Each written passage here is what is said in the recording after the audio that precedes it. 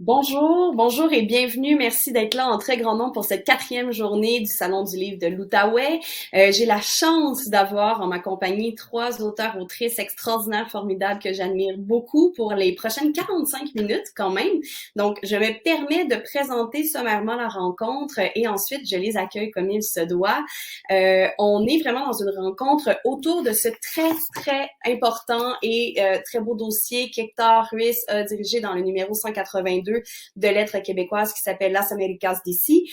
Et on aura la chance, bien sûr, d'en parler plus amplement. C'est une co-présentation de la SODEP, donc je tiens à remercier tous les périodiques culturels. Vraiment, je pense que le travail est extraordinaire, tout ce qui se fait au Québec et ailleurs dans les revues culturelles. Donc aujourd'hui, on se penche sur cette question, ou plutôt cette affirmation qui dit « Nous avons la possibilité de coexister en plusieurs temporalités différentes, celle de nos racines et celle de l'être ensemble ici et maintenant. Sont-elles indissociables au fond et quelles sont nos métamorphoses profondes. » Donc, tout au long de la rencontre, je vous invite, si vous le souhaitez, à laisser vos questions vraiment sous la vidéo, que vous soyez sur YouTube ou sur Facebook. Il y a des gens à la régie qui se feront le plaisir de nous les transmettre et bien sûr, je les rendrai vocales. Donc voilà, je me permets tout de suite de commencer en ordre alphabétique, je tiens à le dire, donc aucun favoritisme ici, par Nicolas Dawson. Donc Nicolas, tu es né au Chili, tu es l'auteur de La déposition des chemins, la peuplade en 2010, d'Animitas, la mèche 2017 et de Désormais ma demeure chez Triptyque en 2020, qui a également remporté les prix donc de la diversité Métropolis Bleue, du Conseil des arts de Montréal et du Grand Prix du livre de Québec. Tu as également écrit avec Karine Rosso qui est avec nous aujourd'hui.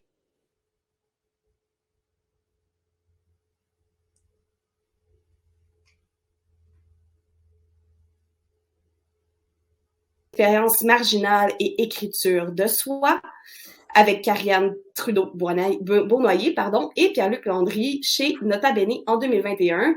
Je pourrais continuer longtemps comme ça. Il y a également Self-Care et Savoir les marges, donc écriture politique en recherche-création avec Marie-Claude Garneau en 2022. Tu es rédacteur en chef de la revue Möbius en 2021 et actuellement, tu es le directeur littéraire des éditions Triptyque et doctorant en études et pratiques des arts à l'UQAM.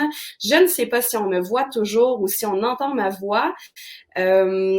Bonjour Nicolas Dawson, puis-je Allô, faire ça? Vanessa Belle. Allô, Vanessa, on t'entend, c'est bon.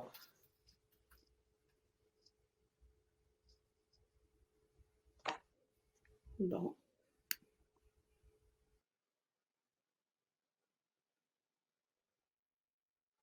C'est elle qui nous entend pas, je pense. Hmm. Je ne sais pas si je suis la seule. Là, je vois des gens, j'entends des gens. Nicolas, on me dit que je peux te redire bonjour. J'espère qu'on n'a pas perdu l'ensemble de ton parcours époustouflant, Nicolas. C'est Bonjour. correct. Allô, Vanessa, tout est beau. Super. Moi, je vous ai perdu. Je m'excuse si ça réarrive. Ce ne serait pas vraiment un Zoom si quelqu'un ne disait pas à un certain moment des incantations d'esprit. Donc, merci beaucoup d'être avec nous aujourd'hui. Nicolas, Karine Rosso, tu es également avec nous. Donc, Karine, cofondatrice de la librairie féministe Le Guélion et professeure au département d'études littéraires de l'UQAM, pardon. Tu t'intéresses à la figure de l'auteurice dans l'autofiction et aux différentes représentations des femmes racisées dans la littérature contemporaine, pardon. Tu as publié un premier roman. Je ne l'ai pas sur la main parce que je l'ai prêté, mais imaginez que je le présente. Ah, fantastique, merci. Donc, mon amie Nelly, paru en 2019 aux éditions AMA, qui est une correspondance d'essai, comme je le disais plus tôt, avec Nicolas Dawson, ayant pour titre « Nous sommes un continent, correspondance mestissa ». Karine Rosso, tu es également l'autrice d'un recueil de nouvelles intitulé « Histoire sans Dieu », paru en 2011, et la co-directrice des ouvrages « Histoire mutine », Nelly Arcan, Trajectoire fulgurante et Interpellation, enjeu de l'écriture au-tu. On ne parle pas de ta vie en cinéma, mais il y aura encore beaucoup d'autres choses à dire. Karine, bonjour, merci d'être avec nous. Merci pour l'invitation. Je suis très contente de me joindre à vous. C'est un plaisir partagé, je le sais, entre nous quatre.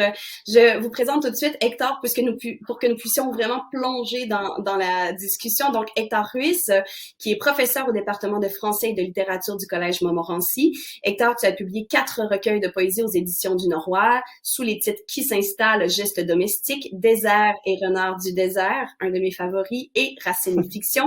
ainsi qu'un essai écrit avec Dominique Marcil, Lire la rue, marcher le poème. En 2018, tu as également assuré la direction du collectif Délier les lieux aux éditions Triptyque et toujours chez Triptyque avec Dominique Marcil, ton grand complice. Tu as fait paraître le très beau Taverne nationale en 2019, un livre à la croisée des genres, donc poésie, correspondance et la chronique littéraire. Bonjour, Hector. Bonjour Vanessa, bonjour Karine et Nicolas, je suis trop Allô, content de Hector. vous voir. Allô, Karine. Ça me fait vraiment plaisir et j'ai envie de le dire à voix haute pour que les gens qui sont avec nous cet après-midi le sachent. Je le disais vraiment d'emblée, un peu à la blague, mais pas vraiment finalement, que vous n'avez absolument pas besoin d'une animatrice aujourd'hui pour diriger cette conversation qui, je sais, sera passionnante. Donc, je vous lance sur une première question. Il y en a bien sûr d'autres, mais vraiment, je vous suis. J'ai envie de vous entendre. Je suis très, très, très curieuse. Mais je commence en me rattachant vraiment à quelque chose que tu écris donc dans l'introduction. Oups, j'avais une lampe à côté de moi, pardon. Dans l'introduction de ce numéro, donc Las Américas d'ici, 182 dans l'aide québécoise, Hector, tu écris ceci. Tu écris en fait ne pas avoir trouvé le degré précis de l'influence des plumes latino-américaines d'expression française sur le corpus littéraire québécois et pourtant, tu évoques dans cette introduction-là Mauricio Segura, Caroline Dawson, Marcela Huerta, Flavia Garcia, qu'on connaît bien, qui remporte un beau succès dernièrement. D'ailleurs, je tiens à le souligner, Lula Carvalho, pour ne nommer que ces personnes. Et donc, avant d'ouvrir sur la question des racines et du vivre ensemble, j'aimerais vous entendre tous les trois sur ces noms évoqués, mais sur leurs œuvres et leur circulation, parce que je me disais, est-ce que ce ne serait pas déjà un très beau début de réponse que cette présence, ces gens que cette constellation-là que tu évoques et invoques? Oui, tout à fait. T'as tout à fait raison de dire que c'est des œuvres qui sont marquantes.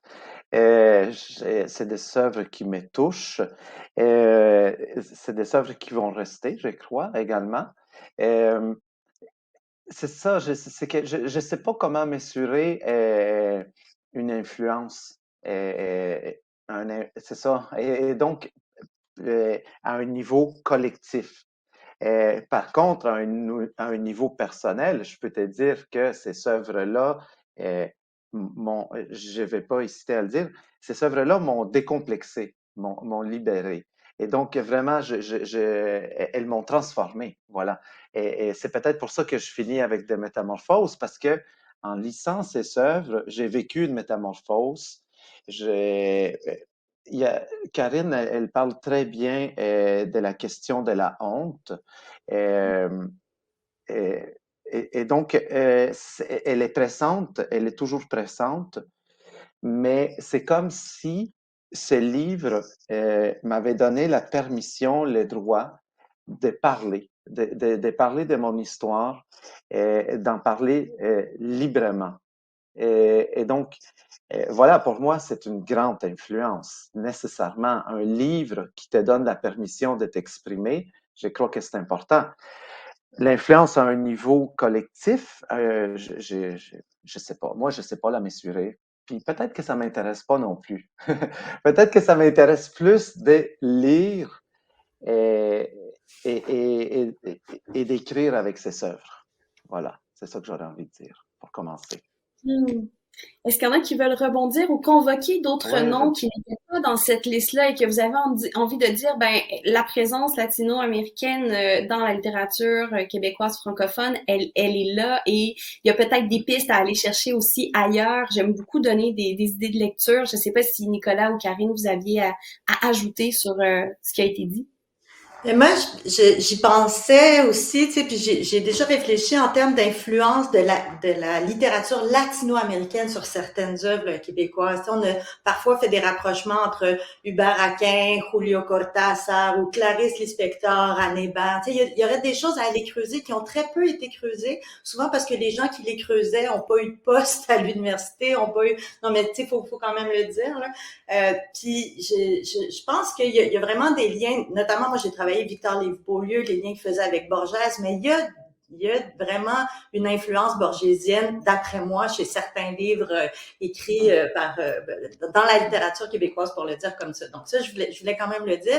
Et aussi un nom qu'on oublie souvent parmi les pionnières là, d'Amérique latine en littérature québécoise, c'est celui, d'après moi, de Gloria Escomel, qui a écrit quand même une œuvre importante. Elle a écrit du théâtre, elle a écrit des livres théoriques et elle a écrit plusieurs romans fiction, mais c'est vraiment une pionnière féministe, antiraciste et qui a milité aussi pour le droit des lesbiennes. Et là, c'est vraiment pas un reproche là, que je fais à personne, mais je trouve ça quand même intéressant aussi parce qu'elle est à la croisée de plusieurs oppressions, là, pour le dire comme ça. C'est quelqu'un qui, même quand on parle de la littérature lesbienne au Québec, on a quand même tendance aussi à effacer le nom de Gloria Escomel parce qu'elle se retrouve comme un peu assise entre deux chaises, hein, des fois, et tout ça. Alors qu'elle est née en Uruguay, elle est arrivée très jeune, mais elle a fait, c'est ça, elle a beaucoup écrit dans les années 80-90. Donc, merci de me donner l'opportunité de lui rendre hommage parce que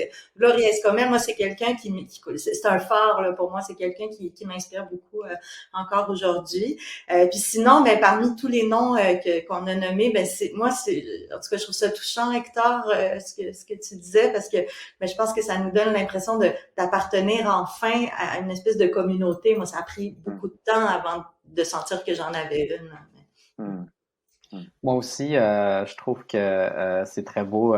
Moi, j'ai été très touché par l'invitation à participer à ce dossier, Hector, parce que là, je vais te faire une confidence, mais je pense que je te l'ai dit jeudi il y a un temps, quand j'étais au bac en littérature, non, quand j'étais à la maîtrise en littérature, puis j'étais en train d'écrire ma maîtrise qui allait devenir mon premier livre, beaucoup de gens me disaient sur quoi tu travailles, puis je parlais, je travaille sur l'exil, c'est mon rapport à mon pays natal, qui est en Amérique latine. Puis on me disait, ah oui, est-ce que tu connais Hector Woods? Toujours, je disais, je le connais de nom, je sais qui c'est, il sait qui je suis, mais c'est tout, on s'est jamais vraiment parlé, tout ça, tu sais. À l'époque, on se connaissait pas personnellement tant que ça. Et cette question-là me gossait un petit peu, elle me dérangeait parce que je la trouvais un peu, vous avez sorti l'autre latino dans le milieu littéraire québécois, puis là, vous pensez que forcément on se connaît, tu sais. Puis plus j'avançais dans ma carrière littéraire, moins cette question me dérangeait parce que plus effectivement il y avait des ponts qui se tissaient entre ton écriture et la mienne, même si toi tu travailles pas vraiment sur ces enjeux-là. Ça a pris relativement du temps avant que tu t'en parles de façon frontale. Et donc, ce numéro-là de LQ, ce dossier-là devenait un peu le moment où on le disait enfin, tu sais, ben oui, c'est sûr qu'on se connaît, on appartient à la même communauté, mais qui n'est pas celle à laquelle on me reléguait au départ, tu sais, qui est celle que nous avons construite avec toutes les autres personnes que Vanessa, tu viens de nommer. Moi, quand tu sais, Thor, tu dis que toi, tu as senti que tu as été autorisé de parler de ces choses-là et de penser une communauté comme ça avec nos livres. Moi, j'ai senti cette autorisation-là de façon moins spécifiquement latino-américaine, mais plus par rapport à la migration. Quand j'étais au bac, puis je lisais des écrivains migrants, des écrivaines migrantes, là, qui est un peu une façon d'appeler ce groupe-là un peu dépassé, disons, là, dont faisait partie Mauricio Segura. Et c'est en lisant ces auteurs et autrices-là que je me suis senti autorisé de penser l'exil, de penser l'immigration. Mais plus tard, en parlant, j'ai connu d'autres personnes comme Lula, comme Flavia, comme Karine, qui parlent de ces enjeux-là aussi, mais spécifiquement en nommant des pays, en nommant des expériences très, très, très précises, comme moi je le fais en parlant du Chili. Et donc, ça a amené à pluraliser les choses. Puis aujourd'hui, ces gens-là, c'est toutes des amis, là. Des personnes que je considère des amis, tu sais. Donc, c'est quand même génial, tu sais. Je pense que collectivement, et je pense que moi, j'essaie de pas séparer trop ce qui est de l'ordre de l'intime et du collectif parce que cette expérience-là est une expérience super intime, mais que, je veux dire, ensemble, c'est toute une gang vraiment cool, tu sais, de gens qui écrivent des livres puis qui, finalement, c'est une gang de gens comme plein d'autres gangs littéraires dans le milieu littéraire, là, plein de groupes de solidarité. Oui, puis à ce moment-ci, on est réunis autour d'une thématique, mais après, ce serait facile, comme Karine l'évoquait tout à l'heure, d'aller prendre par exemple ton écriture, Nicolas, la tienne, Hector, ou encore Karine, et de tisser des ponts avec d'autres écritures québécoises qui ne sont pas des écritures qui sont nécessairement en filiation avec les mêmes thématiques ou qui n'ont pas le même vécu. Et je trouve ça super touchant, en fait, de voir aussi l'ouverture, Nicolas, que tu as développée à Hector, ou en tout cas à l'idée d'Hector avec le temps dans ton parcours. Et j'aimerais revenir à une chose que Karine a dite parce que, bon, je sais qu'on n'a pas assez de temps pour toutes les choses qu'on aimerait se dire aujourd'hui. Et je veux vous entendre sur vos œuvres personnelles, bien sûr, mais il y a quand même quelque chose de très pertinent dans ce que tu as dit, Karine, qui est, bien sûr, il n'y a pas eu de gens qui ont eu de poste à l'université pour faire des recherches. Je pense qu'il faut le nommer, puis c'est important. Puis, je fais un peu ce qu'on nous dit de pas faire, c'est-à-dire de lancer la balle puis de dire, ben voilà, vous avez 15 minutes pour faire notre éducation, s'il vous plaît, parlez-nous des gens qui sont... donc, je veux pas qu'on focus là-dessus, mais on sait que la représentation est quand même un point qui est névralgique dans les enjeux systémiques. Et donc, Karine et Nicolas, vous abordez d'ailleurs ce sujet-là dans votre très belle correspondance. Nicolas, tu viens tout juste d'être nommé éditeur et directeur littéraire des éditions Triptyque où tu travailles déjà depuis 2019. Karine et Hector, vous êtes, entre autres, faut le dire, entre autres, enseignants au collégial, professeurs à l'université. Et par ailleurs, vous êtes toutes trois personnes vraiment extrêmement engagées dans la vie littéraire, tant à titre d'auteuriste et d'un point de vue structurel. Et j'avais quand même envie de vous entendre sur cette question-là qui est comment vos présences dans ces milieux peuvent être déterminantes d'une part dans le futur de la littérature québécoise, mais quel impact vous souhaitez avoir, parce que la représentation, c'est aussi le début d'une toute autre aventure et j'ai l'impression qu'il y a là des points de bascule peut-être pour la littérature québécoise. Qu'est-ce que vous en pensez? Ah, c'est tellement une grande question. Mais c'est moi qui ai mis les pieds toute seule, donc je vais assumer. Mais c'est sûr que d'après moi, là, on parle, bon, hein, on jase, on est entre nous. Donc, certes, je considère qu'il y a beaucoup de travail à faire au collégial. On parle beaucoup du secondaire et tout, mais au collégial en particulier, je trouve qu'il y a beaucoup de travail à faire. Pourquoi? Parce que la littérature québécoise est enseignée, la littérature française aussi, mais les angles qui sont abordés, je pense qu'ils pourraient vraiment être élargis, surtout si on considère la population là, qui fréquente les cégeps aujourd'hui au Québec. Donc ça, c'est mon point de vue sur l'enseignement du collégial. Mais à l'université, moi, j'utilise souvent le même exemple. À un moment donné, il y a eu un grand engouement pour la notion d'américanité en littérature québécoise. Et là, on avait toutes sortes de chercheurs qui faisaient des liens avec la littérature états-unienne et tout. Mais ça s'est vraiment pas, ça n'a pas abouti à une ouverture, d'après moi, vers la littérature du continent au complet. Et je pense vraiment, moi, que c'est parce que il y avait pas les personnes en poste, il y avait pas les gens qui pouvaient, qui pouvaient permettre, si vous voulez, d'élargir ce champ-là, alors que là, on avait vraiment une bonne possibilité de le faire. L'américanité, c'est incroyable qu'on l'ait pensé à travers surtout Kerouac, à travers Poulain, Jacques Poulain, tout ça, qui sont des auteurs extraordinaires que j'adore, mais enfin, vous comprenez, il y avait quand même beaucoup de choses à faire. Donc, je pense que ça, c'est un exemple avec l'américanité. Là, peut-être qu'on pourrait penser, moi, des fois, je parle d'amérilatinité, là, comme certains chercheurs l'ont fait avant moi, mais j'essaie d'amener ça dans les champs dans lesquels je m'investis, mais je veux pas non plus prendre le poids. Tu sais, moi, je suis une nouvelle prof, là. Je veux pas non plus prendre le poids sur mes épaules au complet de dire, OK, ben moi, parce que premièrement, c'est trop. Deuxièmement, je pense qu'il faut aussi que je sois humble puis que je sache que ce que je vais faire, c'est une petite part. Là. Je pense qu'il faut qu'il y en ait d'autres. Puis c'est vraiment ça. Il faut qu'on soit une gang, quoi. Il faut qu'on soit. Mais les étudiants et étudiantes, je pense vraiment que le changement va venir d'eux et elles aussi là, parce que moi, je sens beaucoup d'intérêt pour ces questions-là. Je trouve que c'est tellement pertinent qu'est-ce que tu dis, Karine, au sujet au sujet du nombre d'étudiants qu'on pourrait aller chercher au niveau collégial. Et puis, c'est vrai que, je veux dire, Je pense que c'est une excellente idée d'enseigner la littérature québécoise, introduction à la littérature québécoise. Je suis pas contre l'idée d'enseigner les classiques français, euh, mais je pense qu'il faut ouvrir définitivement, et puis que ce soit à la littérature hispanophone, que la littérature, je sais pas, je pense que là, je ne pourrais pas apporter ce changement parce que c'est institutionnel, n'est-ce pas? Mais de laisser les professeurs, par exemple, dans un cours, s'intéresser à une littérature, à une thématique, de manière, selon l'intérêt du professeur, pour ouvrir cette représentation de la littérature occidentale.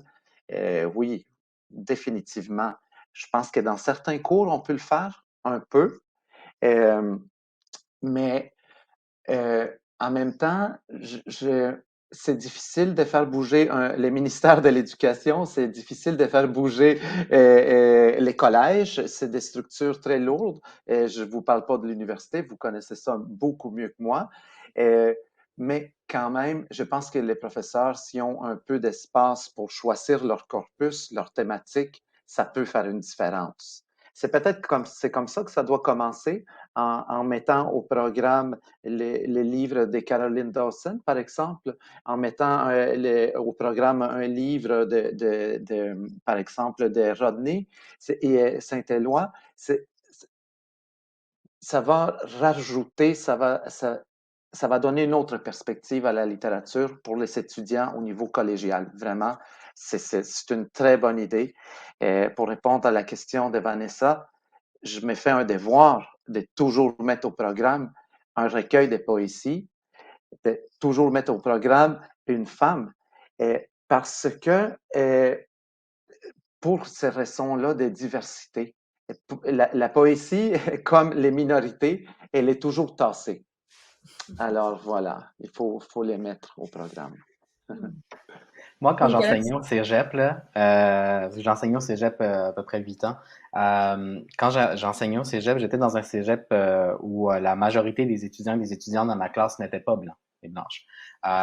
Plusieurs d'entre eux et elles étaient des immigrants et des immigrantes de première génération, des gens qui étaient arrivés au Québec il y a très, très peu de temps et qui venaient de partout dans le monde. Et donc, il y avait vraiment une contradiction de parler autant de littérature française et d'une littérature québécoise très, très blanche devant des groupes comme ceux-là.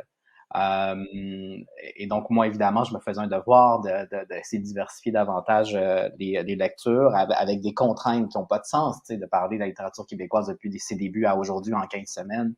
Et là, le problème, c'est qu'il y a toute une pression aussi dans les départements de montrer, de faire lire des choses qui sont exemplaires d'une histoire, comme si l'histoire était complètement objective, et comme si ces livres-là qui sont devenus exemplaires d'une période étaient objectivement,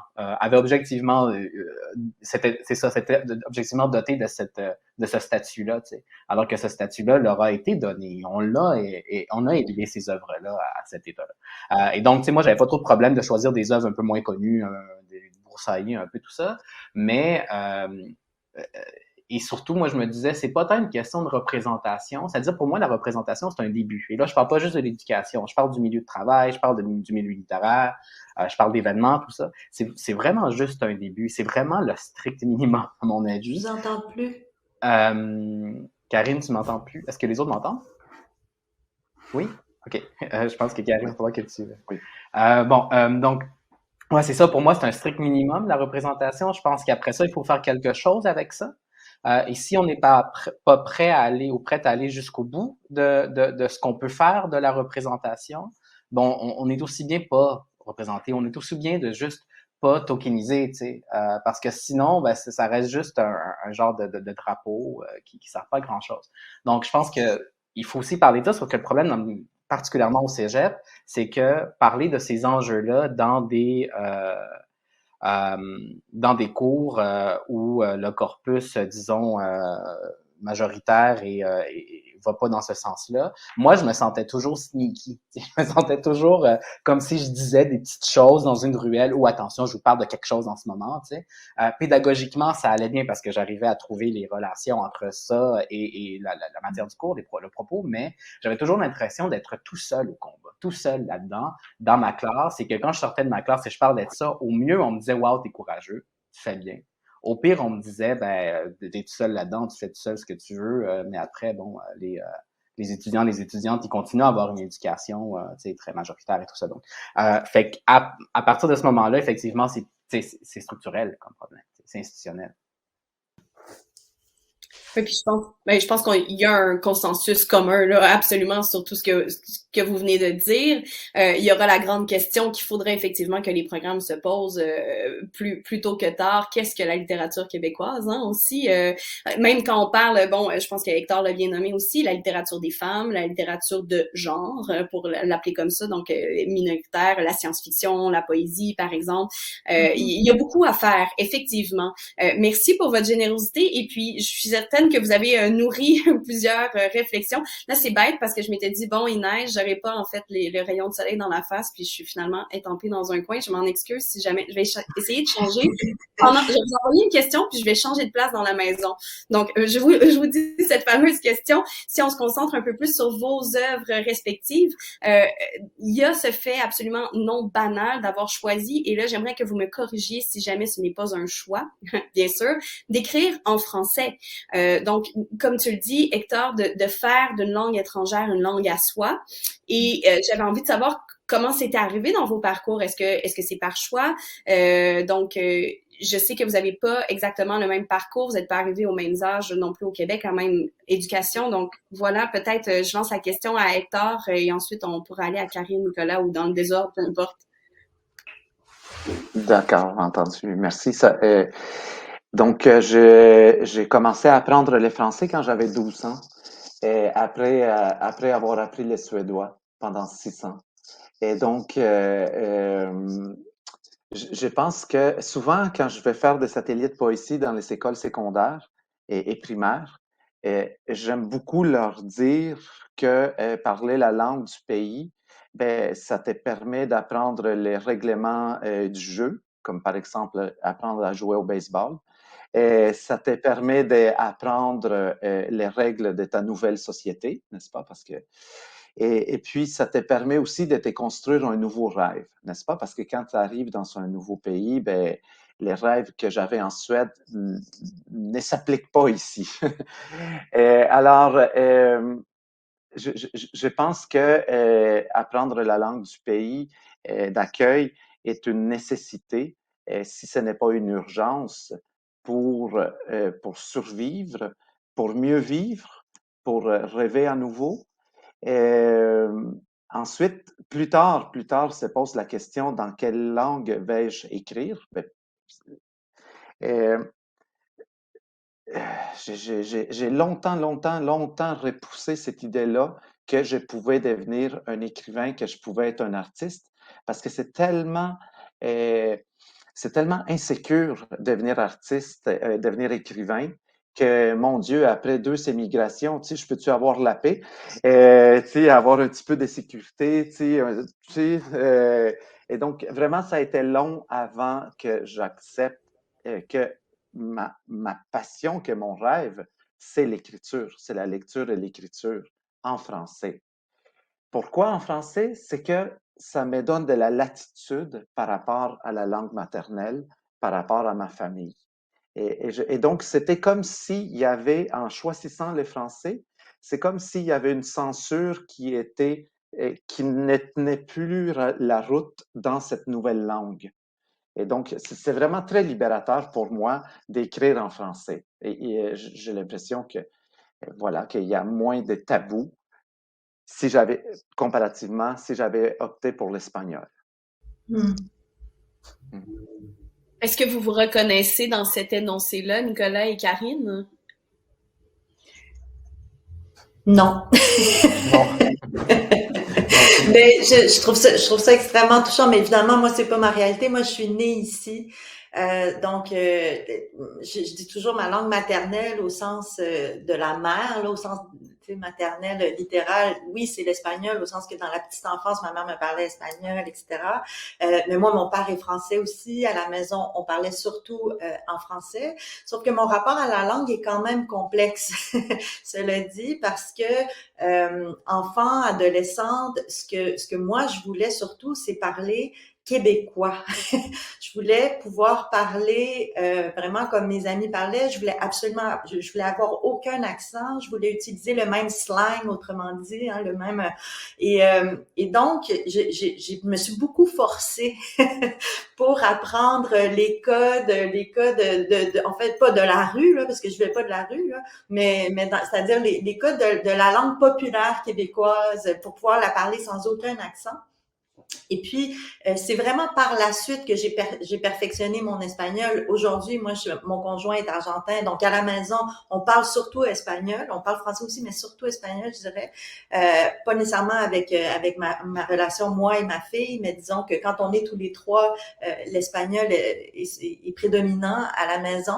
Et puis, l'histoire que je racontais par rapport à la langue populaire québécoise, c'est quand même drôle parce que là, je me retrouve dans un milieu, puis quand je suis arrivée à l'université, il a fallu que je désapprenne cette langue-là pour apprendre la langue universitaire. Donc, j'ai quand même l'impression de me retrouver en différentes langues, ce qui m'insécurise beaucoup au quotidien parce que j'ai tendance à mélanger, j'en parle dans la correspondance avec Nicolas, mais j'ai tendance souvent à mélanger les registres ou croire que je le fais.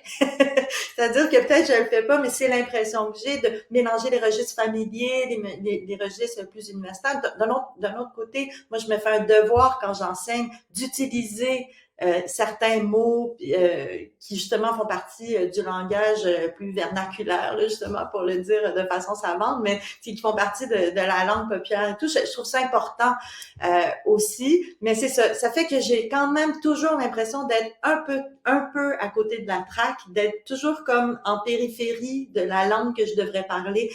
Puis même en espagnol. Donc, mon rapport à la langue est complexe, même si finalement j'écris dans la langue que je maîtrise le mieux, qui est le français. Tout le monde me dit, ben non, mais là, t'es à l'aise. Ben pas tant, finalement. Parce que dans mon quotidien, les registres et les langues sont mélangés. Et ça, c'est dur de le rendre à l'écrit. Donc, voilà. J'aime ce que tu dis, Karine, parce que ce que ça dit, c'est que nos rapports aux langues, j'inclus Hector là-dedans, même si j'ai pas du tout la même expérience que toi, le multilinguisme fait en sorte que on peut choisir un peu ce qui est plus libérateur dans une langue, ce qui est moins dans l'autre, à quel point on peut expérimenter dans une ou une autre langue, mais en même temps, ça crée du doute partout. Tu disais, Karine, que parfois tu mélanges les trucs ou tu penses que tu le fais.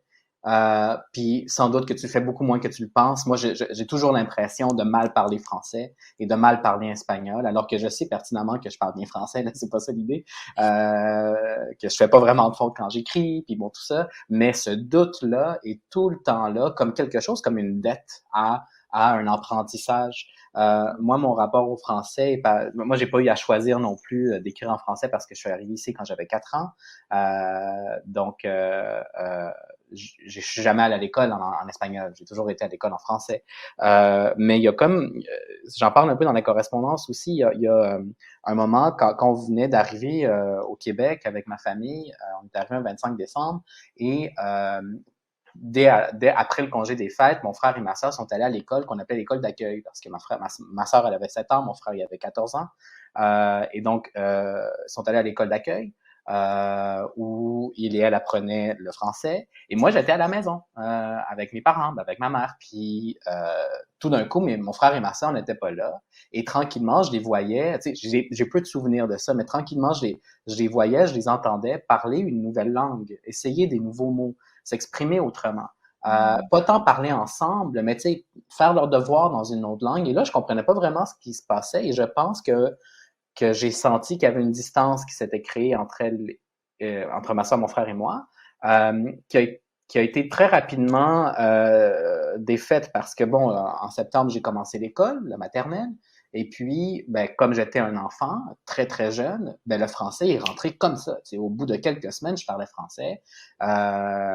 Et donc, j'ai rattrapé cette distance-là, mais je me souviens pas des détails, mais je me souviens de l'affect, disons, que ça faisait.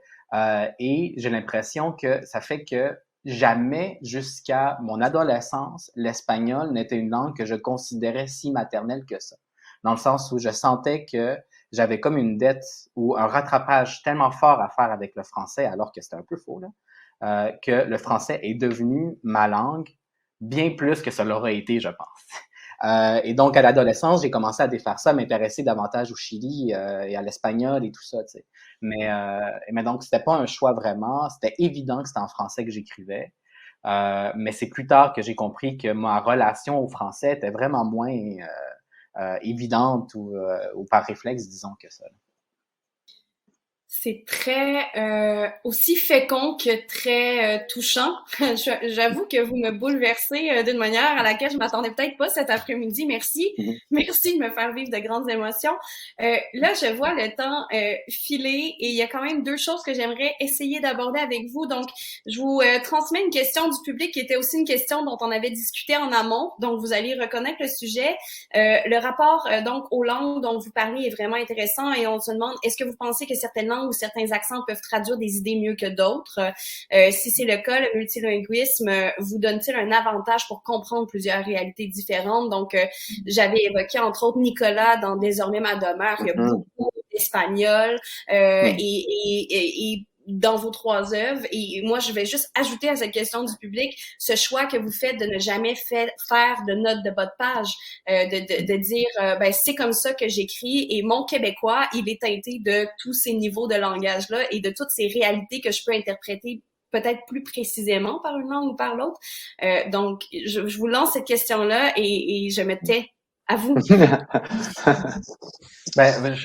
commencerai désolé, je vais prendre la parole, mais bien sûr, bien en sûr. disant que parler plusieurs langues, je parle anglais aussi, tu sais, c'est pas tant, évidemment, ça m'aide à comprendre des choses dans cette langue-là, c'est un peu évident, mais ça m'aide pas tant à comprendre des choses différentes ou mieux dans une langue que dans une autre, plutôt que d'exprimer certaines choses par le multilinguisme. Mon travail, l'intervention de l'espagnol dans mes écrits est pas esthétique, est pas ornementale. Tu sais, c'est vraiment parce qu'il y a des choses qui se disent mieux comme ça. Pas tant parce que le mot est plus précis ou plus polysémique, parfois c'est ça, mais parfois c'est l'effet de changer d'une langue à l'autre qui est plus signifiant que chacune des deux langues, chacun des mots utilisés dans chacune des deux langues. Donc c'est ça. Après, ben puisque cet effet-là est important, la traduction devient un peu caduque. T'sais. Ça devient pas très nécessaire de traduire parce que ça me donne un peu l'impression de tuer cet effet-là. Et donc, tuer le sens derrière cet effet parce que j'ai envie que la lecture ait un sens aussi sur le plan, disons, performatif. Là. Fait que, ouais, ça me permet d'exprimer des choses et de jouer. Je veux dire, c'est un terrain de jeu extraordinaire de connaître plusieurs langues et de pouvoir, tu sais, dans ma thèse, je parle beaucoup, mais c'est un truc que j'ai écrit ailleurs aussi, là. De certains mots que j'utilise en espagnol et que je trouve qu'ils fonctionnent tellement mieux qu'en français, même s'ils existent en français. Par exemple, le mot entender, qui est un mot qui veut dire entendre, ça veut dire aussi comprendre en espagnol. Ça a les deux sens en un seul, tu sais. Alors qu'au Québec, j'ai l'impression que quand on dit entendre dans le sens de comprendre, on parle un peu comme un fonctionnaire qui dit j'entends ce que je vous dis, mais je veux pas me mouiller, là. C'est pas du tout le même sens en espagnol. Et donc, ce genre de choses-là, c'est super le fun de les savoir, de pouvoir jouer avec ça, parce que tout d'un coup, il y a tout un réseau de sens qui s'ouvre. Moi, je trouve que c'est ça que ça me permet de multilinguisme. Hector, Karine, avez-vous quelque chose à ajouter sur justement, c'est très beau parce que on le vit aussi quand, en tant qu'auteur et autrice, on apprend une nouvelle langue, justement. Puis là, Hector, dans ton cas, plusieurs langues sont venues peut-être teinter ton écriture, mais cette idée-là de des fois aussi mieux comprendre les mots qu'on est en train d'écrire, par exemple, en français. Donc, si, par exemple, j'apprends que débile en espagnol veut plutôt dire faible, puis que toute mon enfance, j'ai traité, j'ai pas fait ça, évidemment, mais que j'ai entendu les gens se traiter les uns les autres de débiles, tout à coup, ça vient prendre une autre dimension. Donc, est-ce que ça apporte une acuité aussi dans le langage en français?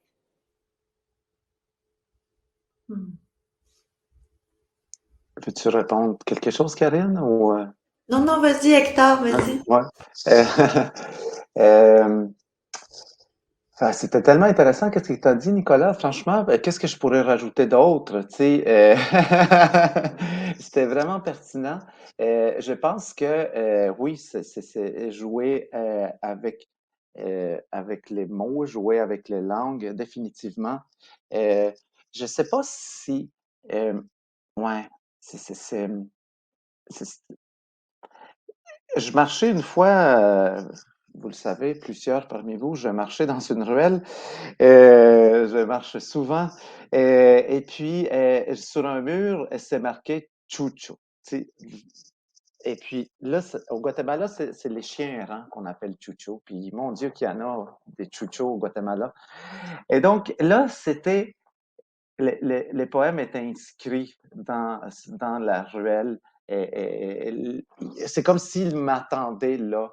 Mais qu'est-ce que ces simples mots euh, a éveillé à un niveau affectif et mémoriel?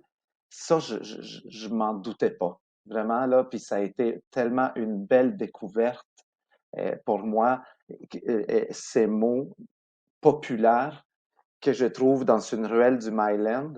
Euh, il m'a transporté au niveau des émotions et au niveau de la mémoire. Et ces mots que j'ai trouvés dans la rue m'a ramené chez moi. Et donc, voilà, je pense que c'était tellement bien dit qu'est-ce que Nicolas a dit parce que c'est pas des effets des styles. Je pense que oui, quand on écrit, on cherche à avoir un style, mais on cherche pas à épater la galerie. On essaye de trouver la voix du poème, ou la voix de l'écrivaine, n'est-ce pas? Et si parfois, euh, la voix passe par une autre langue. Karine, si tu me permets, j'oserais troubler cette très belle conversation parce qu'il y a quand même une chose que j'avais vraiment envie d'aborder qui se trouve dans votre correspondance. Hector, merci. Hector et Nicolas, vous êtes Bien sûr. trois très généreux et j'aurais vraiment voulu parler de déambulation et de tout ce que ça te permet, mais je pense que tu l'as bien dit pour les gens qui nous écoutent. Hector est vraiment un poète de la déambulation qui marche avec ses idées et qui marche avec des images surprenantes et qui amène des odeurs, des réflexions. Allez lire ses livres, c'est tout ce que je dirais. Mais sur cette très belle correspondance, donc entre Nicolas et Karine, qui s'appelle Nous sommes un continent, vous vous appuyez sur la vision transfrontalière de l'autrice, poétesse, militante et universitaire Gloria Anzaldúa. Et il y a cette très belle phrase que tu écris en tout début de correspondance, Karine, où tu dis, puis là je te ramène à quelque chose que tu as évoqué plus tôt, To survive the borderlands, you must live sin fronteras, be a crossroad. Et je pense que c'est quelque chose que vous partagez tous. Il nous reste comme 5 minutes, mais j'aimerais quand même vous entendre sur cette notion transfrontalière, mais surtout sur cette posture de force qui demande d'être constamment à la croisée des chemins et de trouver là peut-être sa voix d'écrivain, d'auteur, d'autrice. Karine, je te la lance à toi, mais évidemment, tout le monde peut répondre en 5 minutes.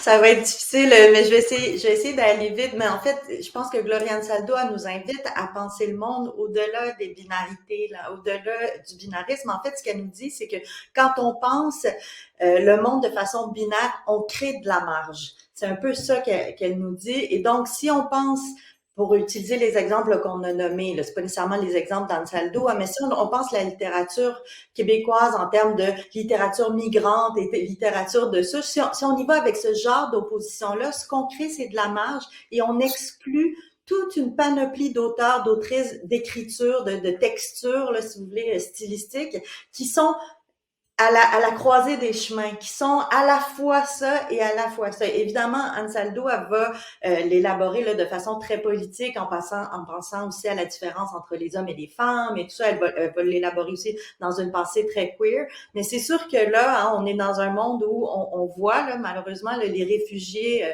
se multiplier, etc. Il y a des vraies frontières dans le monde. Je pense que la pensée d'Anzaldúa nous invite à penser ça à chaque fois parce que on peut le penser d'un point de vue littéraire, on peut le penser d'un point de vue politique, mais c'est toujours garder en tête, enfin moi c'est ça qu'Anzaldúa m'aide à faire, c'est de garder en tête que quand il y a une frontière, quand il y a deux camps, mais il y a forcément des gens au milieu qui sont marginalisés, il y a forcément des pensées périphériques qu'on exclut, hein, et en fait c'est ça, je pense que ouais, ça va être ma courte réponse, disons, pour Anzaldúa, mais dans le livre avec Nicolas, je pense qu'on brode un peu autour de ces idées-là. Oui, puis justement, comme vous étiez en écho, j'aimerais quand même, Nicolas, est-ce qu'il y avait quelque chose que tu souhaitais ajouter en complémentarité peut-être avec le wrap-up vraiment impressionnant que Karine vient de faire?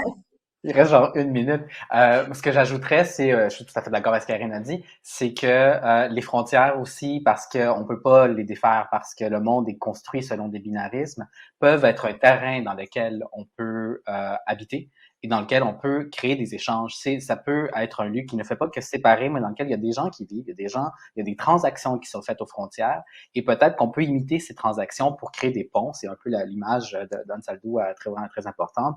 Créer des ponts entre les groupes qui se tiennent dans chacun des côtés de ces frontières-là et par différentes manières, que ce soit par l'engagement politique, mais aussi par le langage, par la relation à l'autre, par la correspondance. C'est un peu ça qu'on a fait, Karine et moi. Voilà, fait que c'est un peu ça que j'ajouterais.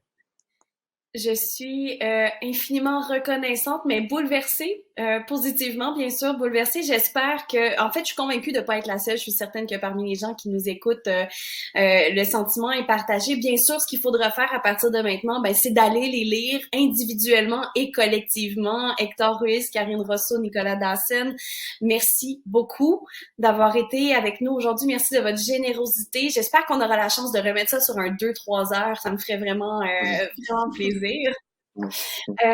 Bien sûr, je les remonte à l'écran. Donc, nous sommes un continent, Correspondance Mestiza, qui est paru l'année dernière, tout récemment aux éditions Triptyque. Et quand je parle de les lire collectivement, donc tous les trois, mais aussi les gens qu'on a évoqués en début de rencontre, c'est dans le numéro 182 de Lettres québécoises, dans le dossier qui s'appelle Las Américas d'ici. J'aurais voulu parler de revues culturelles, de ce que ça peut permettre de libérer comme parole. On ira vous lire justement dans ces fameuses revues-là. On va sur le site de la SODEP et on va non seulement lire les revues, mais écouter les balados complémentaires qui les accompagnent pour délier cette parole-là, ces paroles-là qui construisent la littérature québécoise d'aujourd'hui et de demain. Encore merci beaucoup d'avoir été avec nous aujourd'hui. Je les renomme Hector Ruiz, Karine Rosso, Nicolas Dassen et je vous invite bien sûr de rester des nôtres parce que le salon n'est pas encore terminé. Je vous invite particulièrement à rester en ligne à 17h30 pour la conférence de Sol Zanetti autour de ce qui nous lie. Donc peut-être une continuité de notre discussion de cet après-midi. Encore merci à tous les trois. À très vite. Merci beaucoup. Merci. Bye bye.